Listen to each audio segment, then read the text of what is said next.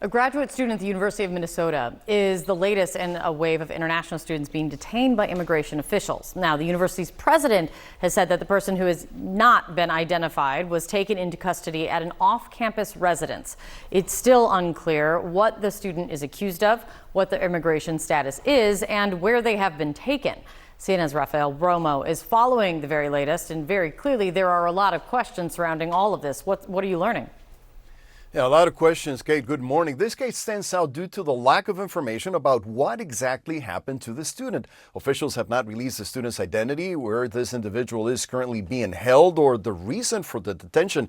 CNN reached out to Immigration and Customs Enforcement to request information about this case, but so far there has been no reply. The University of Minnesota disclosed in a letter sent to students, faculty, and staff on Friday, calling what happened a deeply concerning situation, as many on campus rallied in support of the detained student, expressing concern and indignation. Kate, according to the letter, an international graduate student who's enrolled at the Twin Cities campus was detained by ICE agents on March 27. The detention, the letter said, happened off campus. University of Minnesota President Rebecca Cunningham said in the letter that the university had no prior knowledge of this incident and did not share any information with federal authorities before it occurred. Several Minnesota officials, including Governor Tim Walz, have reacted with both concern and surprise about this case. An activist attending the rally at the University of Minnesota said she does not consider the operations to detain international students as detentions, but in her words, abductions. Let's take a listen.